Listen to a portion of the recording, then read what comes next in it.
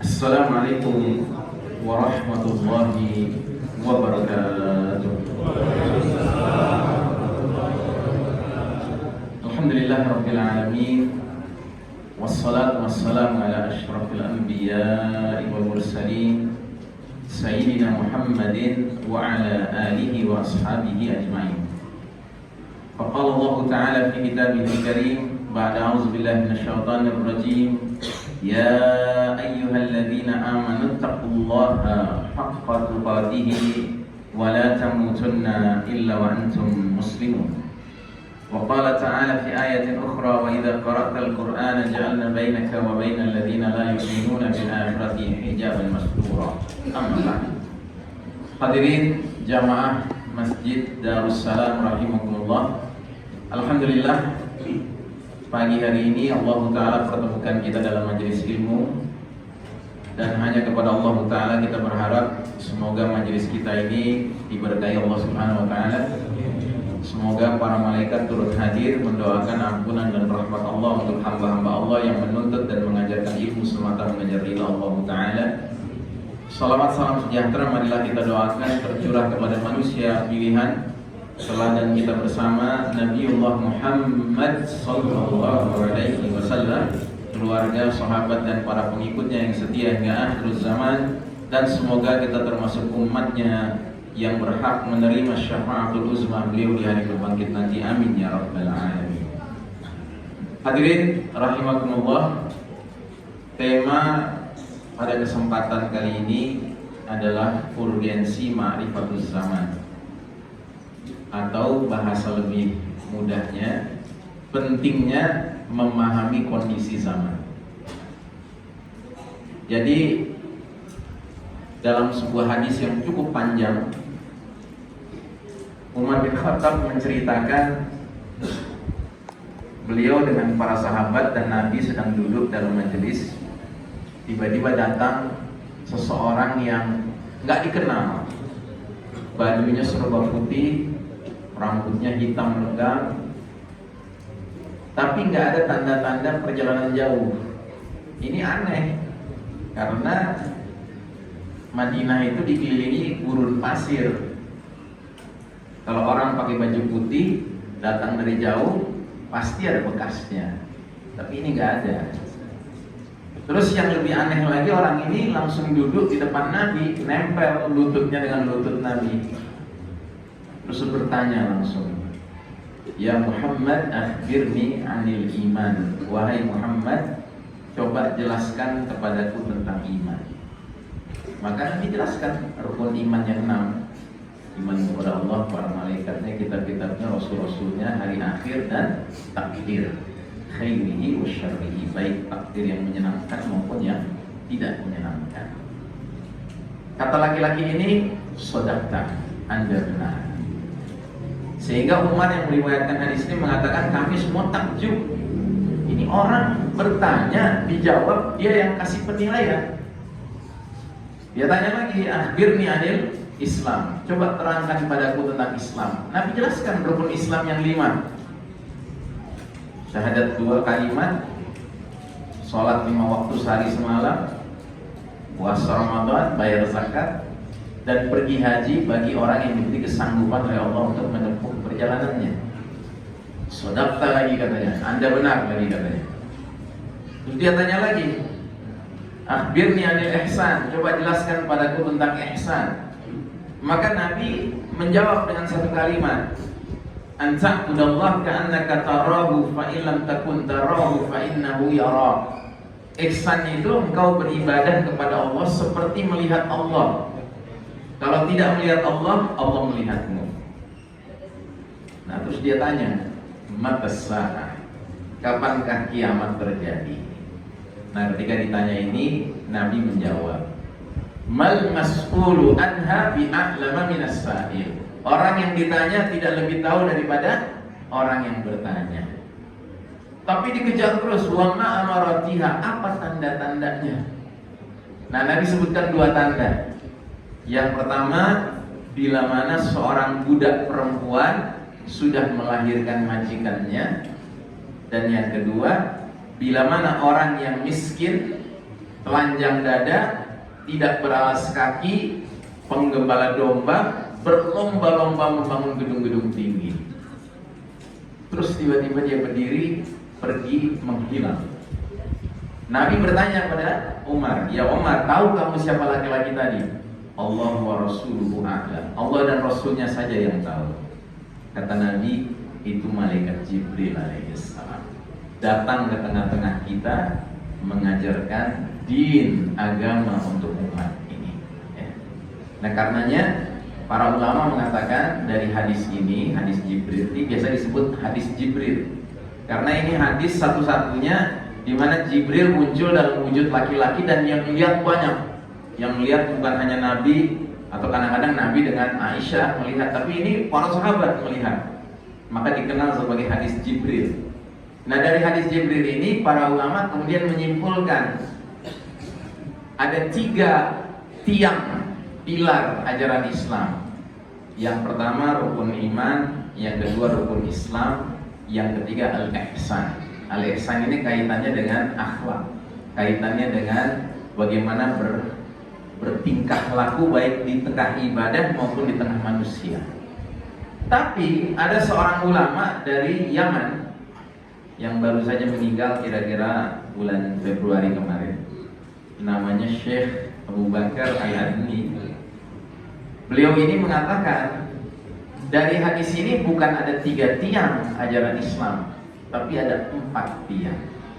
Nah tiang keempat itu namanya alamatus sa'ah, tanda-tanda sudah dekatnya hari kiamat. Karena buktinya ada pertanyaan lagi dari Jibril. Jibril nggak hanya nanya iman, nggak hanya nanya Islam, nggak hanya nanya ihsan, tapi nanya soal kiamat.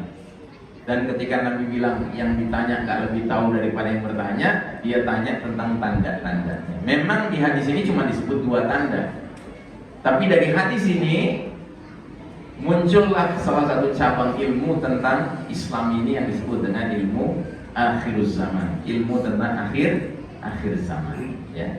Dan karena kita sudah ditakdirkan Allah hidup di akhir zaman, ilmu ini menjadi sangat penting, Pak. Ya. Dan karenanya saya pun secara lebih khusus sejak tahun 2010 sudah mulai peduli dengan ilmu ini, karena saya melihat ilmu ini nggak terlalu banyak orang yang membicarakan, ya. Cuma tolong jangan saya disebut Ustadz akhir zaman, ya. Karena kalau Ustadz akhir zaman, Ustadz Sahroni juga, lawang kita sama-sama di akhir zaman, ya nggak Ustadz? Ya kan? Semua Ustadz yang hidup sekarang namanya Ustadz akhir zaman. Gitu. Yang bukan di akhir zaman tuh Abu Bakar Siddiq, Umar bin Khattab itu Ustadz awal zaman. Nah, ya kita ini Ustadz akhir zaman.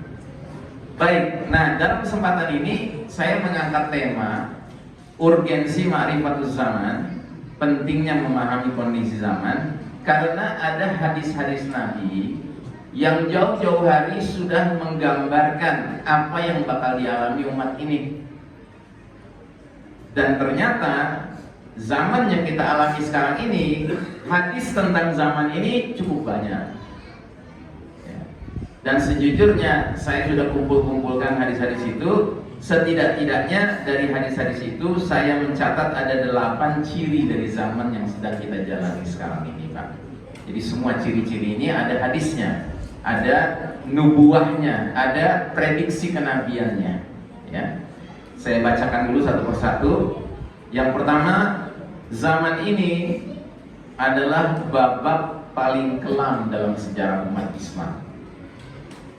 Kedua, ini adalah era di mana kaum muslimin mengekor kepada kaum Yahudi dan Nasrani atau the Western Civilization, peradaban Barat. Yang ketiga, ini adalah era penuh fitnah seperti sepotong malam yang gelap gulita. Yang keempat, ini adalah era di mana fenomena riddah merebak di tengah kaum muslimin. Sebelum saya lanjutkan, siapa yang tahu apa arti riddah? Apa arti riddah? Hah? Gak ada yang tahu? Hah? Nah, ini Ustaz Ali.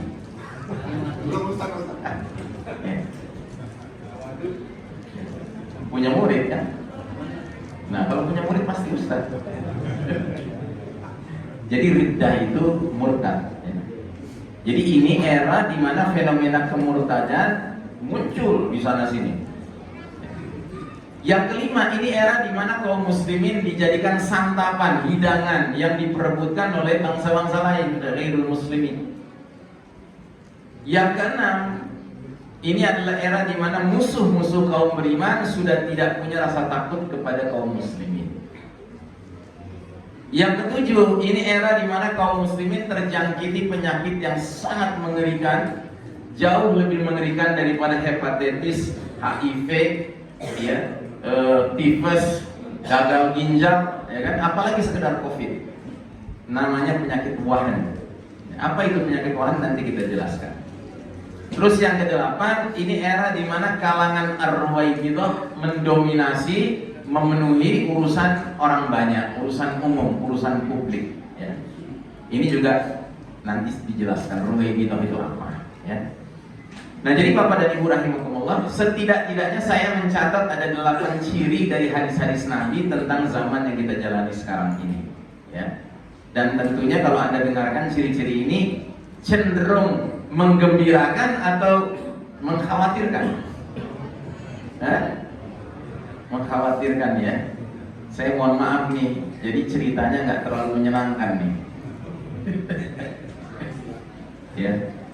Kalau kita baca ayat Al-Quran, berkali-kali Allah menjelaskan semua nabi, semua rasul itu setidak-tidaknya punya 2 peranan. Peranan pertama, mubasyirin, pemberi kabar gembira. Peranan kedua, munzirin, pemberi peringatan. Ya. Kabar gembiranya apa? Kabar gembiranya surga bagi siapapun yang mau mengikuti nabi itu dengan petunjuk yang dibawanya dari Allah Ta'ala. Ya. Sedangkan peringatan apa? Neraka bagi siapapun yang tidak mau mentaati nabi tersebut, berarti menolak petunjuk yang dibawa oleh nabi itu dari Allah Subhanahu wa Ta'ala. Nah, jadi saudaraku rahimahumullah, hari ini sisi yang saya angkat lebih pada sisi peringatannya. Ya, kabar gembiranya nggak terlalu banyak ya. Ada kabar gembira di slip-slip nanti, tapi nggak banyak. Yang lebih banyak peringatannya, pemberian peringatan. Ya. Dan sebelum saya lanjutkan, saya mau kasih disclaimer. Ya, tahu disclaimer? Disclaimer ini kayak semacam pembelaan diri gitu. Ya. Jadi belum kena dakwaan tapi sudah ngeluarin eksepsi ini. Disclaimernya begini, saya mohon maaf karena tadi Pak MC sudah mengingatkan jatah saya 60 menit, ya kan? Jadi mohon maaf kalau nggak selesai 88-nya. Ya. Gimana? Bisa disambung, ya kan? Bisa disambung atau disambung? Oh disambung, iya ya. Saya hampir salah dengar. Bisa disambung. Ya. Karena kalau yang satu lagi ngeri Pak, saking marahnya bunuh orang Pak. Itu kan singkatannya kan, saking marahnya bunuh orang, sambung. Kita nggak boleh marah yang sampai bunuh orang, ya, kecuali kalau di jalan Allah, ya, di medan jihad fisabilillah itu boleh marahnya karena Allah. Tapi kalau bukan karena Allah nggak boleh Pak marah, apalagi sampai bunuh orang. Ya. Baik, nah jadi saudara rahimakumullah, disclaimernya sudah ya. Jadi tolong nanti kalau udah tag 60 menit Pak MC ingatkan, saya masih belum selesai 88-nya, ya jangan marah sama saya ya. Karena orientasi saya adalah pemahaman. Lebih baik kita lambat tapi ngerti daripada kita buru-buru tapi pusing kepala gitu, pening kepala ya. Baik. Jadi saudara rahimakumullah, kenapa kita mengangkat tema ini? Karena zaman adalah waktu. Semua kita dibatasi oleh waktu, Pak. Ya. Dalam sebuah hadis Nabi mengatakan a'maru ummati baina sittin was sab'in. Umur umatku rata-rata antara 60 sampai 70 tahun. Yang melebihi 70 tahun sedikit jumlahnya. Karenanya Allah takdirkan Nabi kita wafat usia 63. Sahabat terdekatnya sekaligus khalifah pertama Abu Bakar As-Siddiq radhiyallahu anhu wafat usia 63. Sahabat terdekat yang kedua, Umar bin Khattab sekaligus khalifah kedua, adalah wafat pada usia 63. Qadarullah. Ya. Nah, jadi kita rata-rata ini antara 60 sampai 70. Jadi waktu kita nggak banyak, Pak, di dunia ini. Nah, selama kita hidup di dunia ini, Pak, situasi kondisi kita selalu berubah-ubah.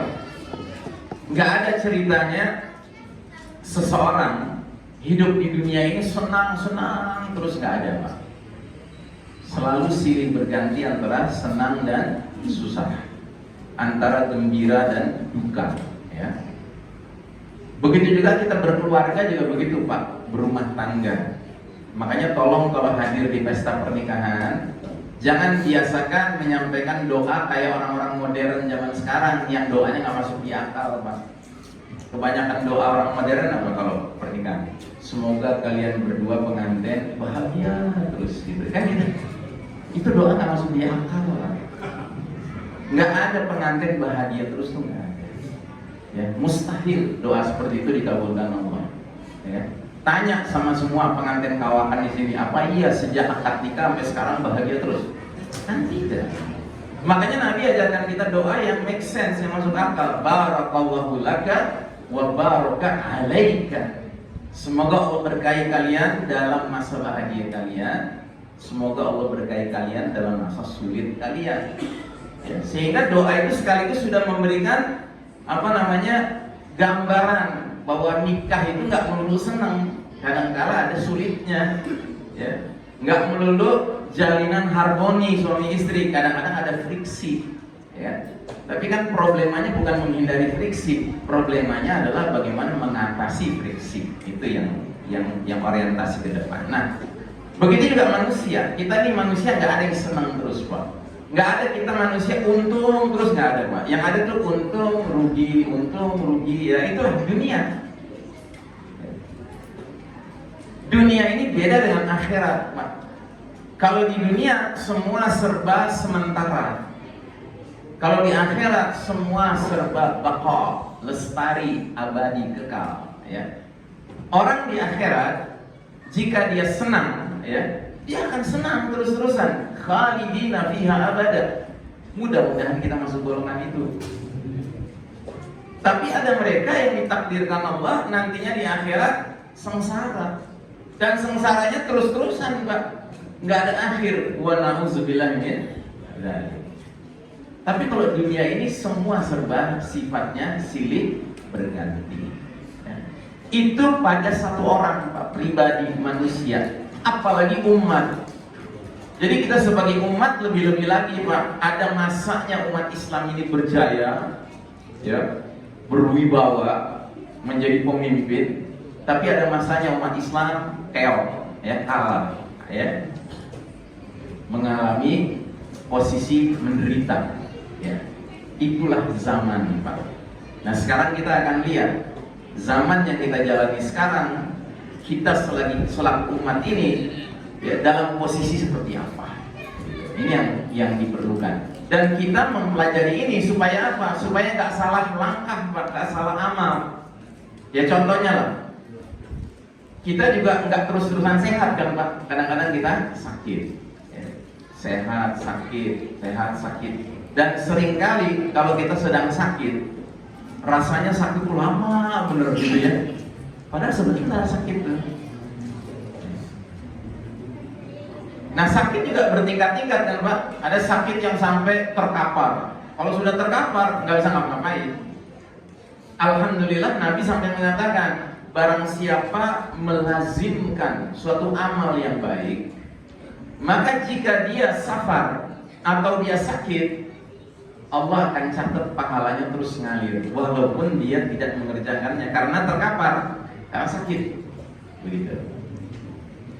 Nah, ada yang sakitnya sekedar pilek-pilek, batuk, bersin, gitu, ya, gitu. Masih bisa beraktivitas. Dan ini jenis penyakit yang kira-kira 3 tahun yang lalu nggak ada masalah, Pak. Tapi makin kesini sedikit aja orang bersin langsung dilihatin orang, gitu, ya kan? Dulu sih nggak pernah ada masalah, Pak. Bersin mah hal biasa. Cuma sekarang bersin tuh ditandain, gitu, ya. Ini kayaknya mesti ditegur nih, dipakai masker nih. Nah, jadi saudaraku rahimakumullah, begitu juga dengan umat ini. Kalau umat ini sedang mengalami kesulitan, ya kan, tuntutannya beda dengan umat ini sedang berjaya, beda. Nah, sekarang kita masuk ke poin pertama. Zaman ini adalah babak paling kelam dalam sejarah umat Islam. We are living in the darkest chapter of the Islamic history, kata orang Barat. Kenapa? Karena inilah babak di mana Allah Ta'ala uji umat Islam dengan kekalahan. Sebaliknya, kaum kafir Yahudi Nasrani sedang diizinkan Allah memimpin dunia. Gitu. Sepakat, Bapak? Setuju, Pak? Atau ada yang berpikiran, oh Ustaz salah, kita ini umat lagi berjaya, justru Yahudi Nasrani yang sedang kalah, mereka yang ngekor sama kita, apa begitu? Nggak ada ya yang berpendapat begitu. Kalau Anda rame-rame kita sarankan dia untuk berwudu, ya, jangan-jangan dia tadi pagi sholat subuh nggak pakai wudu masih belengan, jadi nggak bisa membedain mana yang terang, mana yang gelap, mana yang laki, mana yang perempuan, mana yang hitam, mana yang putih. Saya kira ini jelas kan Pak, umat Islam lagi kalah sekarang. Yang sedang berjaya, yang lagi memimpin umat manusia sekarang ini atas izin Allah adalah pihak Barat, Eropa, Amerika, yang tidak lain adalah kaum kafir Yahudi Nasrani. Dan tolong garis bawahi kata-kata diizinkan Allah, Pak. Karena kita orang Indonesia tidak berbahasa ibu bahasa Arab. Seringkali kita campur adukan antara izin Allah dan ridha Allah, itu sering kita campur adukan. Makanya tadi benar itu kata Pak MC, mudah-mudahan Allah ridhai ya acara ini, kan gitu. Kalau dia mengatakan mudah-mudahan Allah izinkan, oh udah diizinkan, acara ini sudah diizinkan sama Allah, terbukti jalan kan acaranya ya. Tapi tidak semua yang Allah izinkan pasti Allah ridhai, tidak ya. Misalnya kita ambil contoh, zaman sekarang yang namanya mencuri itu sering disebut korupsi. Adakah korupsi bisa terjadi di muka bumi ini tanpa izin Allah? Ada tidak? Tidak ada. Semua korupsi, baik kelas teri sampai kelas kakap, baik kelas sekedar puluhan ribu rupiah sampai kelas triliunan, ya, itu hanya bisa terjadi karena Allah izinkan dia terjadi. Tapi Allah ridha nggak dengan korupsi? Allah nggak ridha. Pencurian, korupsi itu Allah nggak ridha. Makanya ayat tentang ancaman hukuman bagi pencuri, laki maupun perempuan, mengerikan sekali, Pak. As-sariqu was-sariqatu faqta'u aydiyahuma. Pencuri laki maupun pencuri perempuan, potong tangannya. Kan begitu. Dan sayangnya nggak berlaku ayat ini di negeri ini ya. Kalau berlaku kan banyak orang yang ketika udah pakai baju oranye di Mawati TV, dia lambe-lambe tangan nggak kelihatan jarinya, gitu. Jadi karena masih kelihatan jarinya, jadi orang masih terus aja korupsi. Ya, coba sekali-kali ya ada yang hilang sedikit lah, gitu. Cukup contoh satu, selesai selanjutnya. Begitu juga contoh lain misalnya, perzinahan. Adakah perzinahan bisa terjadi di dunia ini tanpa izin Allah? Gak mungkin. Semua perzinahan bisa terjadi karena Allah izinkan terjadi. Tapi pertanyaan selanjutnya, apakah Allah ridho dengan zina? Ridho tidak? Tidak ridho. Dan saking tidak ridhonya Allah dengan perzinahan, sampai-sampai ayat melarang zina bunyinya bukan wala taznun, janganlah kalian berzina, tidak. Tetapi bunyinya bagaimana? La taqrabuz zina, jangan dekati zina. Artinya apa? Boro-boro zina, mendekatinya saja sudah tidak boleh. Makanya dalam syariat kita, ajaran agama kita, ada aturan aurat. Aurat laki-laki perempuan itu ada batas-batasnya. Ada aturan tentang bagaimana hubungan laki perempuan yang bukan mahram. Ya, nggak boleh ikhtilat, nggak boleh campur aduk, begitu. Ada aturannya, bahkan dalam satu rumah anak mau masuk kamar orang tuanya itu ada jam-jamnya, jam boleh, jam nggak bolehnya, kan gitu. Itu semua dalam rangka menutup celah mengarah kepada zina. Jadi jangankan lagi zina. Nah begini juga dengan masalah kepemimpinan Bapak dan Ibu. Apakah semua kepemimpinan pasti Allah ridhai? Tidak. Tapi Allah bisa mengizinkan kepemimpinan macam apapun, bisa Allah izinkan. Kalau Allah berkehendak, yang Allah izinkan jadi pemimpin orang beriman, bisa. Yang jadi pemimpin orang kafir, bisa.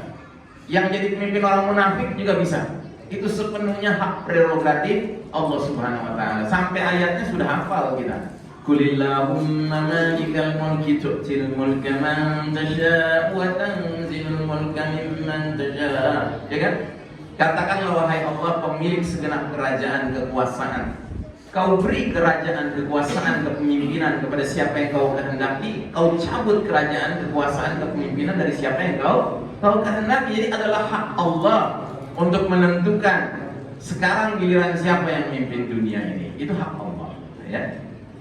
Nah sekarang ini lagi giliran Yahudi Nasrani memimpin dunia, Pak. Ya, Allah izinkan mereka memimpin dunia. Allah ridha tidak?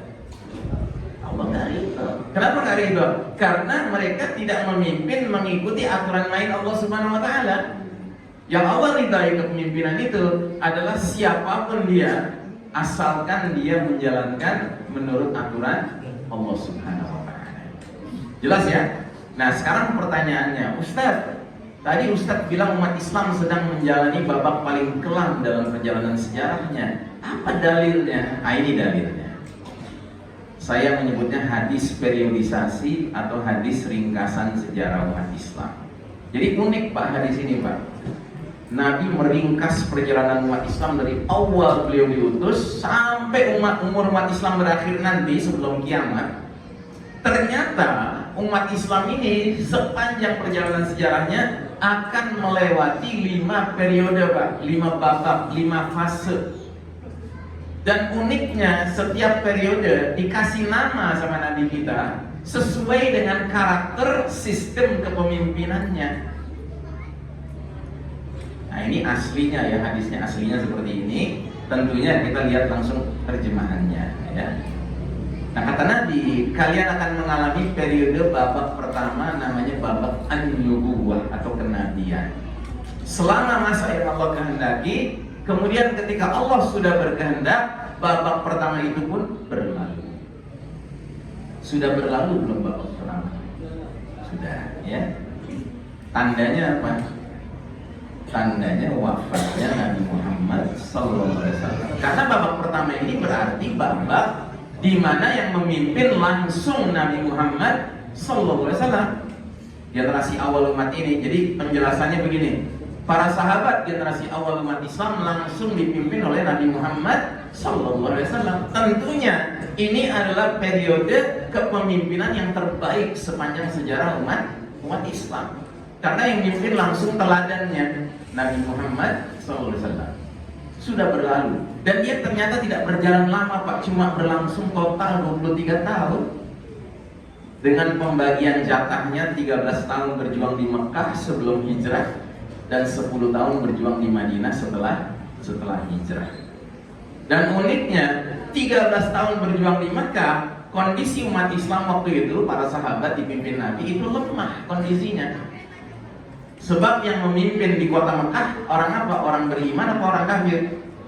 Orang kafir musyrikin Quraisy. Dan mereka sangat menentang dakwah tauhid yang dibawa oleh Nabi dan para sahabat.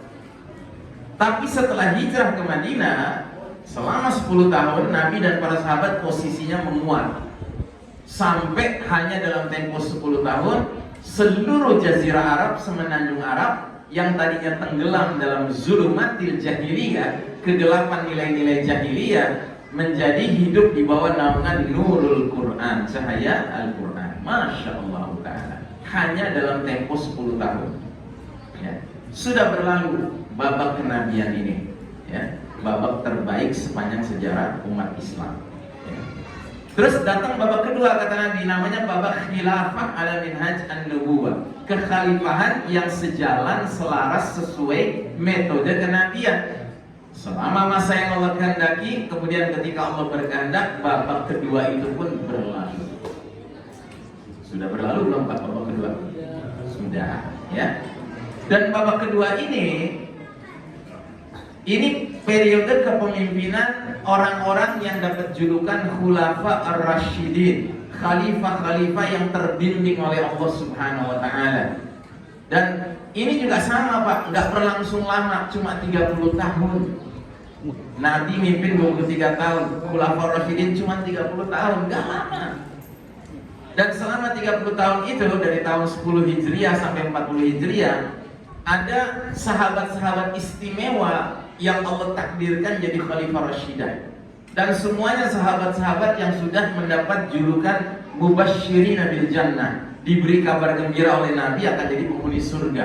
Siapa mereka? Abu Bakar Siddiq radhiyallahu anhu. Beliau memimpin umat 2 tahun saja. Umar bin Khattab radhiyallahu anhu memimpin 10 tahun. Utsman bin Affan memimpin 12 tahun. Ali bin Abi Thalib memimpin 6 tahun. Lalu yang kelima, Hasan bin Ali memimpin cuma 6 bulan, nggak sampai setahun. Nah, ini periode kekhalifahan sesuai metode kenabian adalah periode kepemimpinan terbaik kedua setelah Nabi. Ya, jadi kalau Nabi itu periode terbaik karena Nabi langsung yang mimpin, langsung dibimbing oleh Allah dengan wahyu, dengan Al-Quran, ya kan, yang diturunkan dari waktu ke waktu sesuai situasi kondisi. Nah, ini para sahabat ini, Khulafaur Rasyidin ini, mereka adalah orang-orang non-nabi, bukan nabi, tetapi kepemimpinan mereka masih dibimbing oleh Allah. Makanya disebutnya Khulafaur Rasyidin Al-Mahdiyyin, khalifah-khalifah yang dibimbing langsung oleh Allah Ta'ala. Nggak ada kepemimpinan yang lebih baik dari kepemimpinan mereka sesudah kepemimpinan Nabi Muhammad Sallallahu Alaihi Wasallam. Ya, sudah berlalu Pak. Gitu. Nah, terus kata Nabi datang periode ketiga, namanya periode apa? Mulkan Adhan, raja-raja menggigit. Selama masa yang Allah kehendaki, kemudian ketika Allah berkehendak, babak ketiga itu pun berlalu. Pertanyaan, sudah berlalu belum babak ketiga? Sudah. Ya. Jadi babak ketiga cirinya apa? Cirinya para kepemimpinan, periode kepemimpinan Mulkan Adhan adalah periode para khalifah. Jadi mereka masih dijuluki khalifah, Pak. Kalau pemimpin tertingginya julukannya khalifah, berarti sistem negaranya namanya apa? Hah? Khilafah, ya kan? Ciri khilafah apa? Ciri khilafah Al-Quran dan Sunnah, Kitabullah dan Sunnah menjadi sumber nilai, sumber norma, sumber hukum. Nah, cuma kenapa Nabi nggak nerusin aja, sebut aja ini adalah periode khilafah ala minhajin nubuwah? Karena ternyata ada perbedaan dengan periode kedua. Sekalipun khilafah, tapi bukan khilafah ala minhajin nubuwah. Disebutnya Nabi raja-raja menggigit. Karena apa? Pola suksesi pergantian khalifah ke khalifah berikutnya sudah tidak meniru cara Nabi. Cara Nabi bagaimana? Musyawarah, mufakat, bai'at. Sedangkan ini caranya pola kerajaan. Pola kerajaan itu gimana, Pak? Hah? Waris mewarisi, ya, turun temurun, ya. Istilahnya ada kalangan tertentu, keluarga tertentu berdarah biru. Hanya di kalangan mereka lah jabatan tertinggi khalifah itu bisa pindah tangan. Gitu, ya. Nah, jadi periode ketiga ini ternyata periode paling panjang Pak sepanjang sejarah umat Islam. Dia berlangsung berapa lama? 1302 tahun Pak. Dari tahun 40 Hijriah sampai tahun 1342 Hijriah, ya. Nah, jadi selama 1302 tahun itu sejarah mencatat silih berganti jatuh bangun kerajaan-kerajaan Islam, jumlahnya sangat banyak, tetapi ada 3 yang terkenal yang menonjol. Pertama, kerajaan keluarga besar Bani Umayyah. Kedua, kerajaan keluarga besar Bani Abbasiyah. Dan ketiga, keluarga besar Kesultanan Utsmani Turki yang berakhir tahun 1342 Hijriah. Dan kita harus jujur membaca sejarah, Pak. Selama 1302 tahun itu Allah Ta'ala kadang-kadang mentakdirkan yang jadi khalifah itu seorang yang penuh keadilan, penuh rahmah, kasih sayang kepada umat. Tapi kadangkala yang jadi khalifah zalim, Pak, bengis kepada umat, ya. Ini nggak boleh kita tutup-tutupi, Pak. Ini realitas sejarahnya begitu. Makanya nggak bisa dibilang era alamin haji nubuwah ngikutin cara Nabi memimpin, tidak. Ini cara raja-raja memimpin, Pak. Ya.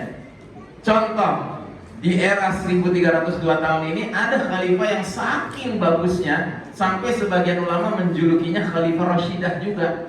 Dalam hal ini Umar bin Abdul Aziz, cicitnya Umar bin Khattab radhiyallahu anhu. Beliau memimpin di zaman Bani Umayyah. Ya.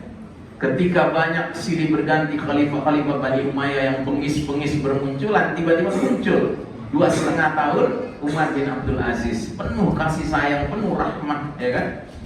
Sehingga dalam tempo 2,5 tahun itu berubah masyarakat tiba-tiba, semua saling mencintai satu sama lain, ya, karena Umar bin Abdul Aziz benar-benar mencontoh para khalifah Rashidah. Dan di zaman Umar bin Abdul Aziz itu, Pak, saking sejahteranya umat, sampai-sampai para ulama harus ngumpul membicarakan kelebihan zakat mal kita bagi kemana, karena semua udah dapat bagiannya. 8 asnaf udah dapat bagiannya, masih tersimpan di Baitul Mal zakat mal yang jumlahnya bertumpuk-tumpuk. Akhirnya keluarlah fatwa khusus pada zaman itu bahwa sisanya kita bagikan kepada orang-orang miskin di kalangan ghairul muslimin, orang-orang kafir. Bayangkan Pak, zakat dibagikan sama orang kafir karena musliminnya sudah selesai. Masya Allah, ya. Nah, tapi selama 1302 tahun ada juga khalifah-khalifah yang nyebelin begitu. Contohnya di zaman seorang ulama besar namanya Imam Ahmad bin Hanbal. Jadi Imam Ahmad bin Hanbal ini seorang ulama Ahlus Sunnah wal Jamaah yang ketika dia hidup, yang jadi khalifah itu terpengaruh pikiran-pikiran Mu'tazilah. Ya, kalau zaman sekarang Mu'tazilah ini kira-kira pikiran liberal, Pak. Nah, si khalifah ini minta kepada Imam Ahmad mengeluarkan fatwa pesanan penguasa. Gitu. Jadi penguasa mesen fatwa bukan baru zaman sekarang, Pak. Zaman dulu juga ada. Cuma bedanya apa? Bedanya sikap ulamanya. Kalau zaman sekarang penguasa mesen fatwa ke ulama, ulama bisa dibeli. Nah, zaman itu Imam Ahmad diminta untuk mengeluarkan fatwa. Apa isi fatwanya? Ya Ahmad, katakan pada umat ini Al-Quran makhluk. Gak mau Imam Ahmad. Ini pikiran Mu'tazilah, pikiran liberal, ya kan? Pikiran liberal kan aneh-aneh, Pak. Kata Imam Ahmad, la, akidah Ahlussunnah wal Jamaah mengajarkan Al-Quran kalamullah. Al-Quran adalah firman Allah, bukan makhluk. Dibujuk, ya kan, dirayu, mau dikasih uang, nolak, ya kan, akhirnya ancam penjara. Terima Imam Ahmad, masuk penjara dia. Sudah masuk penjara masih juga diminta untuk mengeluarkan fatwa itu. Kalau kau keluarkan kau dari penjara. Gak mau Imam Ahmad. Diancam pecut, cambuk. Diterima sama Imam Ahmad, dicambuk dia. Tapi tidak ada Imam Ahmad mau bergeser, ya. Jadi artinya apa? Ada khalifah-khalifah model begitu, Pak. Dan Imam Ahmad tidak mengajak umat untuk berontak lawan khalifahnya. Kenapa? Karena walaupun dia seperti itu, tapi dia errornya secara pribadi, Pak. Sedangkan sebagai khilafahwan, tahu khilafahwan, bukan negarawan, khilafahwan. Ya, si khalifah ini masih tetap berpegang pada prinsip utama apa itu? Menjadikan Quran dan Sunnah sebagai sumber nilai, sumber norma, sumber hukum. Makanya gak pantas dilawan. Gitu. Ya. Nah, jadi sepanjang sejarah, Pak, ada khalifah-khalifah model begini di babak ketiga, Pak. Nah, celakanya orang-orang Barat yang mempelajari Islam itu kalau ngomongin sejarah Islam mesti yang dia cuplik zaman para khalifah-khalifah yang zalim ini, Pak. Untuk menimbulkan kesan di pikiran umat manusia, termasuk sebagian umat Islam yang nggak mau belajar sendiri, ya kan? Akhirnya menyangka, oh iya, ngapain kita kembali ke khilafah? Khalifahnya zalim-zalim. Begitu, Pak. Ngerti? Benar nih, ngerti? Alhamdulillah. Nah, jadi saudara rahimakumullah, akhirnya Allah takdirkan babak ketiga ini berlalu. Terus datanglah kata Nabi babak keempat, namanya era mulkan jabriyah, era para penguasa yang memaksakan kehendak mereka, mengabaikan kehendak Allah dan Rasulnya. Apa cirinya babak keempat ini? Babak keempat era mulkan jabriyah adalah para penguasa yang memaksakan kehendak mereka seraya mengabaikan, menyingkirkan, meminggirkan, tidak memberlakukan kehendak Allah dan Rasulnya. Inilah era gelap kepemimpinan kaum kufar, ya. Sejak kapan dia dimulai? Sejak tahun 1342 Hijriah. Berlalunya babak ketiga, masuknya kita ke babak keempat. Ini era raja-raja, penguasa-penguasa yang memaksakan kehendak mereka, mengabaikan kehendak Allah dan Rasulnya. Atau dalam bahasa lain, begitu masuk babak keempat, Allah mengeluarkan keputusan, umat Islam cukup kalian memimpin. Sekarang aku pindahkan tongkat kepemimpinan ke pihak lain. Aku cabut dari tangan kalian, aku serahkan ke barat, ke Allah, ke orang-orang Eropa dan Amerika. Yang tidak lain adalah masyarakat Yahudi, Nasrani. Boleh Allah berbuat begitu? Berani-berani bilang nggak boleh. Tadi udah dibacain ayatnya sama Qori, ya kan? Al-Jabbar, ya. Allah itu Al-Malikul Quddus, As-Salam, Al-Mu'min, Al-Muhaimin, Al-Aziz, Al-Jabbar. Allah itu yang maha memaksa. Kalau Allah memaksakan sesuatu, nggak ada yang bisa menghalangi, Pak. Ya. Jadi kalau Pak Budi Raharja besok dipaksa sama Allah menerima 1 miliar, nggak bisa ditolak. Iya. Itu udah rezeki yang Allah ingin datangkan secara pemaksaan, hak Allah. Nah begitu juga Allah memaksa umat Islam berhenti mimpin umat manusia. Sekarang giliran yang lain adalah hak Allah. Nah cuma kita harus paham ini, Pak. Jangan kita sedang kalah terus kita nyangka kita lebih menang. Ya kacau nih. Kita harus sadar ini. Nah jadi saudara rahimakumullah, sudah 102 tahun sejak 1342 Hijriah kita ini tidak lagi memimpin umat manusia, tapi yang memimpin umat manusia Barat, Eropa, Amerika, kaum kafir, Yahudi, Nasrani. Ya. Dan ini mohon maaf Pak, tulisannya selama 100 tahun, mestinya 102 tahun. Sudah berjalan 102 tahun. Ini saya bikin PowerPoint ini 2 tahun yang lalu, saya belum edit, ya maaf. Ya. Nah jadi saudara rahimakumullah, inilah era kita sekarang. Suatu era di mana yang mimpin dunia ini sudahlah orang kafir. Allah kasih lagi pintu-pintu dunia dibuka lebar-lebar sama Allah. Pintu sains, pintu teknologi, ya kan? Mereka menguasainya semua ini Pak hari ini. Dan jangan lupa, sehari semalam kita sholat 5 waktu yang wajib, jumlah rakaatnya 17. Ya. Setiap rakaat kita baca surat Al-Fatihah. Dan dalam surat Al-Fatihah cuma ada 1 ayat yang isinya permohonan hamba kepada Rabb-nya. Ayatnya mana? Ihdinas siratal mustaqim. Tunjuki kami jalannya yang lurus. Dan kita disuruh menyatakan oleh Allah jalan yang mana itu? Siratal ladzina an'amta 'alaihim. Jalannya orang-orang yang dapat nikmat karena menempuhnya. Siapa mereka yang dapat nikmat karena menempuh jalan ini? Mari kita lihat ayatnya. Mudah-mudahan muncul di sini.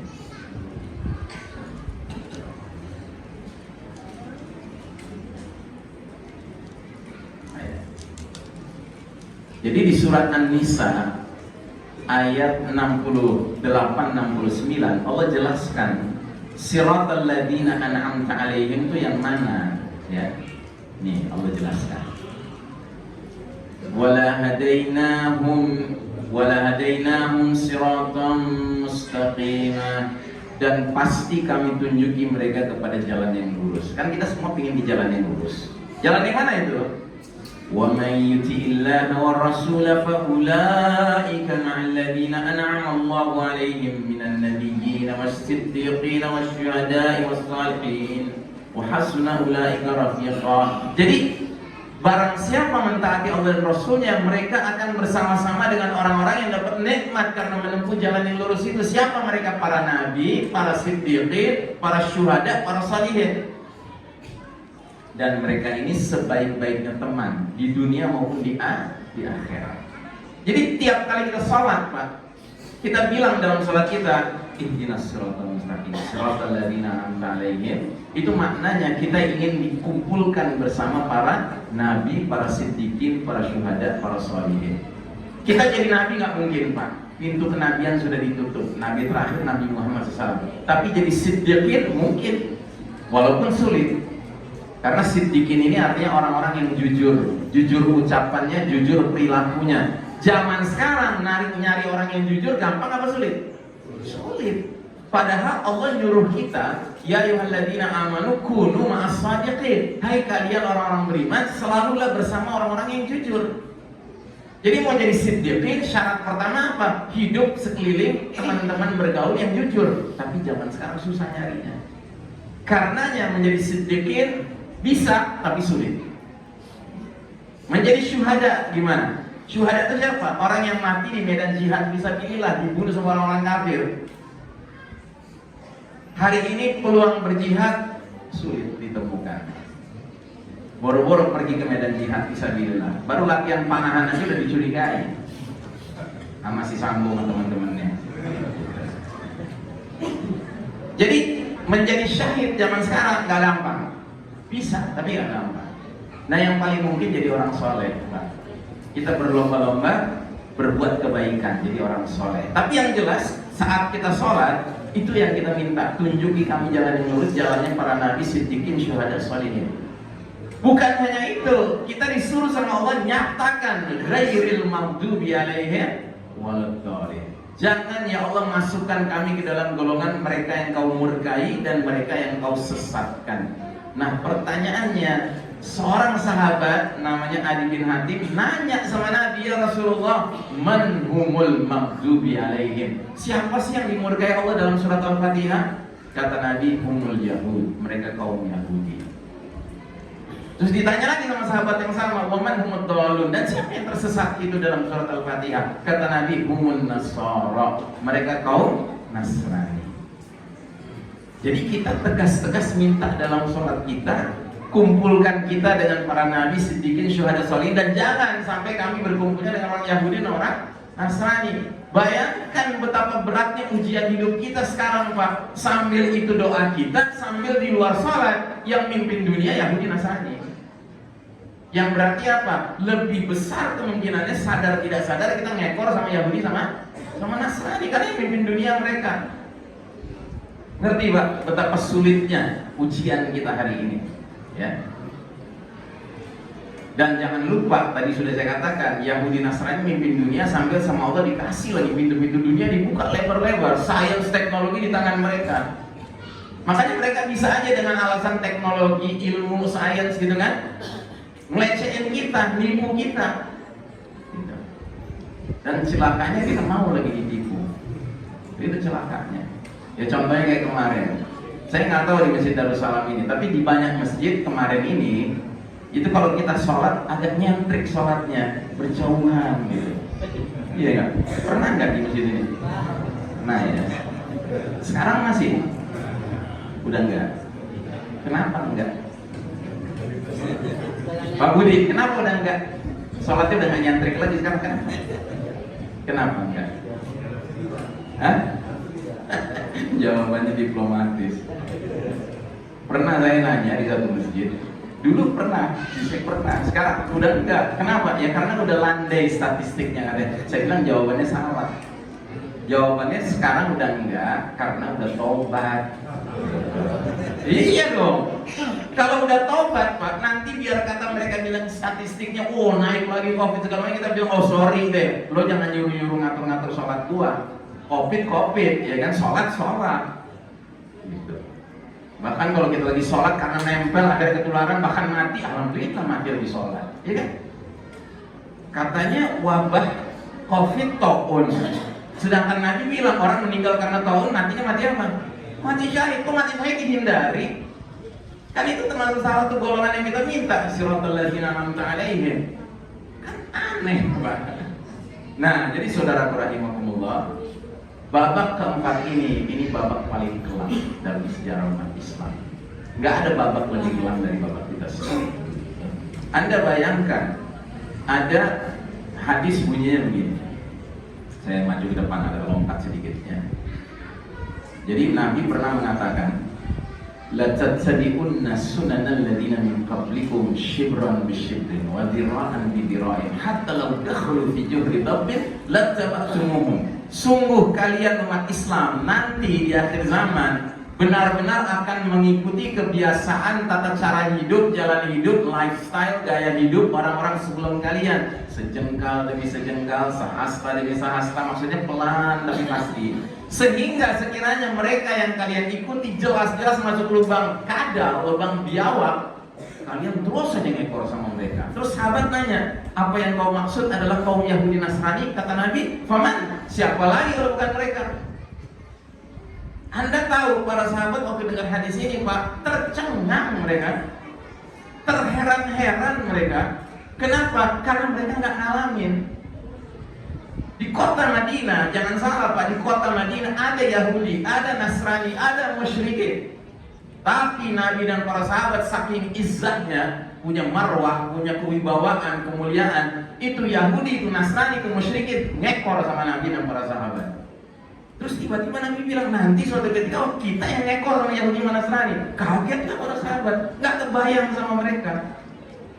Tapi kita hari ini nyari muslim ke barat-baratan, ke Yahudi-Yahudian, ke Nasrani-Nasranian, gampang apa sulit? Gampang. Dan hati-hati Pak, saking gampangnya kalau Anda lagi sisiran depan cermin, jangan-jangan dia termasuk. Karena hebatnya penetrasi mereka untuk kita diajak ngekor sama mereka. Paham ya Pak? Ya, jadi ini apa namanya, nubuah dari Nabi kita, itu sudah prediksi kenabian. Nah sekarang kita, alhamdulillah, kalau kita lihat hadis periodisasi ini, alhamdulillah, babak keempat bukan babak terakhir. Kata Nabi babak keempat ini ada expired date-nya juga, ada batas waktunya juga nanti. Sehingga kata Nabi, kemudian ketika Allah berkehendak babak keempat itu berlalu, datanglah babak kelima kembali, namanya babak khilafah ala minhajil nubuwah. Kekhalifahan yang sejalan sesuai, ya, selaras dengan metode kenabian. Tsumma sakata. Kemudian Nabi diam. Kemudian Nabi diam. Para ahli hadis mengatakan sampai disitulah umur umat Islam. Gak lama sesudah itu kiamat terjadi. Berakhir dunia ini. Nah sekarang pertanyaan saya, kalau babak kelima adalah itu, dan itu babak terakhir, berarti ujung perjalanan umat Islam ini su'ul atau husnul khatimah? Hah? Husnul apa su'ul? Husnul apa su'ul? Husul.